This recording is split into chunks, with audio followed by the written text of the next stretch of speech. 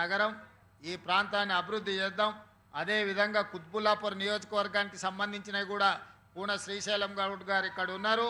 ఆ ప్రాంతంలో ఉండే చెరువుల విషయంలో కానీ పార్కుల అభివృద్ధి విషయంలో కానీ వారిని కూడా ఏమైనా సూచనలు ఉంటే మీ తెలియజేయమని తెలియజేస్తూ హనుమంత్ రెడ్డిని అందరినీ సమన్వయం చేసుకొని మీరందరూ ప్రణాళికలు సిద్ధం చేసుకోండి, అభివృద్ధి కార్యక్రమానికి సంపూర్ణంగా సహకరిస్తానని తెలియజేస్తూ ఇక్కడికి వచ్చి నల్లజరువు అభివృద్ధి కార్యక్రమాన్ని చూసి ఇక్కడున్న మా యువకులు, మా ఆడపడుచులు, మా మిత్రులందరూ వ్యక్తం చేస్తున్న సంతోషాన్ని చూస్తే ఆనాడు పార్లమెంట్ సభ్యుడిగా ప్రశ్నించే గొంతుకగా ప్రజా సమస్యల మీద పోట్లాడి మీ అభిమానంతో పార్లమెంటుకు వెళ్ళి పార్టీ అధ్యక్షుడిగా తెలంగాణ రాష్ట్ర ముఖ్యమంత్రిగా మళ్ళీ మీ ముందు కుక్కట్పల్లి గ్రామంలో నిలబడడం ఎంతో ఆనందం, సంతోషదాయకం.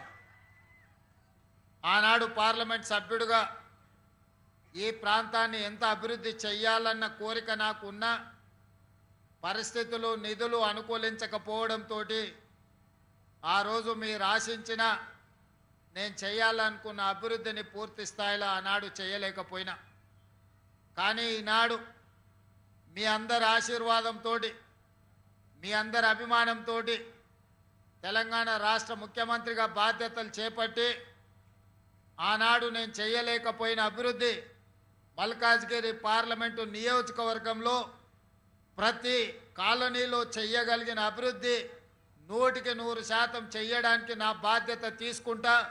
రాజకీయాలకు అతీతంగా ఏ పార్టీ శాసనసభ్యులు ఉన్నా, ఏ పార్టీ శాసనమండలి సభ్యులు ఉన్నా, ఏ పార్టీ నుంచి లోక్సభ సభ్యులు ఉన్నా, మల్కాజ్గిరి పార్లమెంటు నియోజకవర్గంలో ఉన్న 7 శాసనసభ నియోజకవర్గాలలో 100% అభివృద్ధికి అవసరమైన నిధులను అన్నిటిని కూడా మంజూరు చేస్తా అని చెప్పి ఈ వేదిక మీద నుంచి మీకు అందరికీ విజ్ఞప్తి చేస్తున్న మిత్రులారా, ఎన్నికలు వచ్చినప్పుడే రాజకీయాలు, ఎన్నికలు ముగిసిన తర్వాత అభివృద్ధి సంక్షేమాన్ని ముందుకు తీసుకుపోవాలనేది నా విధానం. అభివృద్ధి వేదికల మీద రాజకీయాలు చర్చించడం నాకు ఇష్టం లేదు. అందుకే ఈనాడు ఎంతమంది ఎన్ని విమర్శలు చేసినా, ఎన్ని ఆరోపణలు చేసినా, హైడ్రా ప్రారంభించినప్పుడు, హైడ్రా పనులు కొనసాగిస్తున్నప్పుడు చాలామంది చాలా తీవ్రమైన ఆరోపణలు చేసింది. ఎవరు ఏ ఆరోపణలు చేసినా నా ఆలోచనలో, నా సంకల్పంలో నాకు ఎలాంటి దురుద్దేశాలు లేవు కాబట్టి వాటన్నిటి విమర్శలను మౌనంగా సహనంతో నేను వాటిని భరించిన. ఈనాడు హైడ్రా కమిషనర్ గారు, ఇతర అధికారులు ఈ నల్ల చెరువును చేసిన అభివృద్ధిని చూసిన తర్వాత ఇక్కడున్న వేలాది మంది వాళ్ళ మొహాలలో ఆనందం చూస్తే నాకు పడ్డ తిట్లు నాకు ఆశీర్వాదం కిందనే నేను భావిస్తున్నా, దాటిని తిట్లుగా నేను చూడడం లేదు. మిత్రులారా,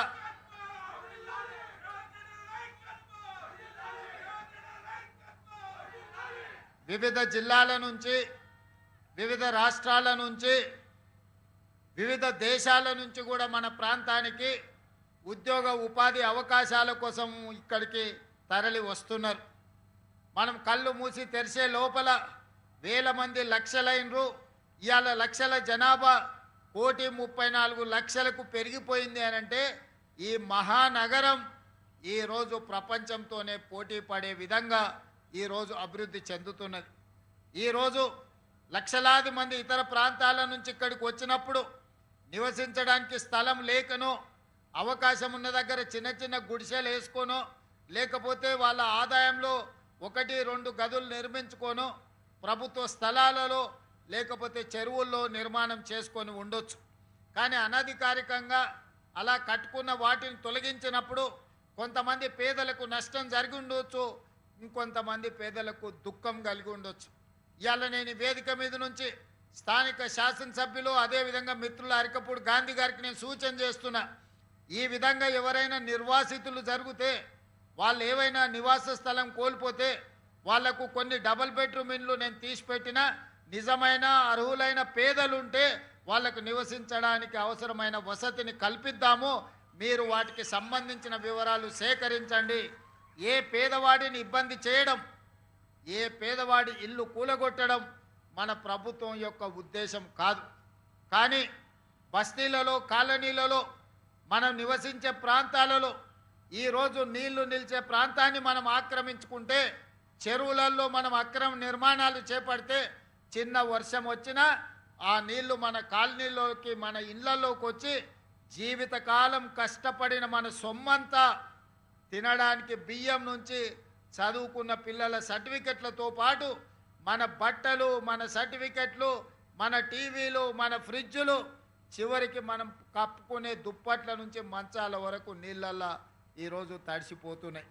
వరదలు వచ్చినప్పుడు నేను ఇక్కడికి వచ్చిన నడుముల లోతు నీళ్ళల్లో నిజాంపేట ఈ ప్రాంతంలో ఎక్కడైతే వరదలు వచ్చి కాలనీలు మునిగిపోయినాయో ఈ ప్రాంతంలో నేను వచ్చి తిరిగి చూసిన. ఆ రోజు నేను చూసింది, నీళ్లు ఎక్కడైతే ఉంటాయో నీళ్ళ నివాస ప్రాంతాన్ని మనం ఆక్రమించుకుంటున్నాం. నీళ్లు వెళ్ళడానికి, నీళ్లు నిలవడానికి స్థలం లేకపోవడం వల్ల ఆ నీళ్లు మన ఇళ్లల్లోకి, మన కాలనీల్లోకి, మన వీధుల్లోకి వస్తున్నాయి. అందుకే ఈరోజు కొద్దిమందికి కష్టమో నష్టమో వచ్చినా, కొంతమంది బాధపడినా ఈరోజు ఈ చెరువుల పునరుద్ధరణ కార్యక్రమాన్ని మనము తీసుకున్నాము. ఈరోజు చెరువులు, నాలను ఆక్రమించుకున్న పెద్దలకు, మిత్రులకు, శ్రేయోభిలాషులకు నా సూచన ఒక్కటే, మీకు న్యాయం చేయడానికి ప్రభుత్వం ఉన్నది, మీరు సహకరించండి. ఇట్లా ఆహ్లాదకరమైన వాతావరణంలో చెరువులను మనం పునరుద్ధరించుకుంటే మన సంస్కృతి, మన హైదరాబాదు ఒక గొప్ప నగరంగా రాణిస్తుంది. మనం బతుకమ్మ పండుగలు చేసుకోవడమే కాదు, సాయంత్రం పూట కుటుంబ సభ్యులతోని మనం వాకింగ్ చేసుకోవడానికి కానీ ఈ లేక్ల ఒడ్డునే ఈరోజు మనము స్టాల్స్ పెట్టడానికి స్వయం సహాయక సంఘాలకు షాపులు ఇవ్వమని చెప్తున్నా. కుటుంబాలు సాయంత్రము ఈ వాకింగ్కి వచ్చిన సమయంలో పాలు కొనుక్కోవాలనుకున్నా, కూరగాయలు కొనుక్కోవాలనుకున్నా, ఇంటికి కావాల్సిన వస్తువులను కొనుక్కోవాలనుకుంటే కూడా ఇక్కడ అందుబాటులో పెట్టండి. అదేవిధంగా కాలనీల పిల్లలకు ఎక్కడ ఆడుకోవడానికి ఆటల స్థలాలు లేవు. రోడ్ల మీద ఆడుకోవడానికి పోతే యాక్సిడెంట్లలో పిల్లలు మరణిస్తున్నారు. కాబట్టి ఈరోజు కాలనీలలో ఉండే పిల్లలకు ఎక్కడ ఆట విడుపు కానీ ఆడుకోవడానికి ఎక్కడ స్థలాలు లేకపోవడం వల్ల ఈరోజు చాలామంది మధ్యతరగతి కుటుంబాలకు తీరని దుఃఖం మిగులుతుంది. రోడ్ల మీద ఆడుకుంటుంటే వేగంగా వచ్చే వాహనాలకు ప్రమాదంలో వాళ్ళు చచ్చిపోతున్నారు. ఇలా పిల్లల మరణాన్ని, ఆ తల్లిదండ్రుల దుఃఖాన్ని ఈరోజు నిలువరించాలంటే ఇలాంటి చెరువులను అభివృద్ధి చేసుకోవాలి. చెరువుల ఒడ్డున ఆట స్థలాలను మనము పునరుద్ధరించుకోవాలి. ఇంతకుముందే ఇక్కడ ఇంకా షటిల్ కోర్ట్ కానీ ఇతర విషయాలను మంజూరు చేయాలని అడుగుతున్నారని కమిషనర్ రంగనాథ్ గారు చెప్పిండ్రు. తప్పకుండా దీనికి సంబంధించి నిధులు ఏం కావాలనో మున్సిపల్ కమిషనర్ గారికి సూచన చేస్తున్నా. ఒక్కసారి మొత్తం అంచనా వేసి స్థానికులతో మాట్లాడి మనం చెయ్యగలిగిన పనులు, స్థలం ఉంటే తక్షణమే కొత్త మున్సిపల్ కమిషనర్ గారికి నేను ఆదేశాలు ఇస్తున్నా. వాళ్ళకి ఏమేం కావాలనో నిధులను మంజూరు చేద్దాం. నా ఉద్దేశం ఒక్కటే, ఇవాళ నల్ల చెరువు కావచ్చు, సున్న చెరువు కావచ్చు, ఫాక్స్ సాగర్ కావచ్చు, లేకపోతే తుమ్మిడికుంట కావచ్చు, ఇట్లా ఈ ప్రాంతంలో ఉండే చెరువులన్నిటిని కూడా మనం పునరుద్ధరించుకుందాం.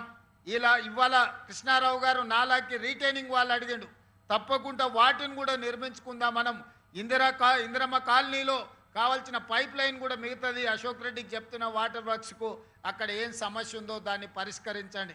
ఆనాడు ఎంపీగా నా ఎంపీ నిధుల నుంచి ఆ కాలనీలో ₹1 కోటి నిధులు ఇచ్చి ఆ రోజు మనం ఆ పనులు చేయడానికి ఆదేశాలు ఇచ్చినాం.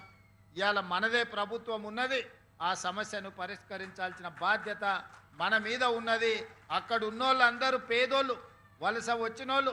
ఆనాడు ఐడిపిఎల్ పరిశ్రమ నిర్మించేటప్పుడు అక్కడ కూలీలుగా పనిచేసిన వాళ్ళే ఎక్కువ మంది అక్కడ ఉన్నారు. వాళ్ళని ఆదుకొని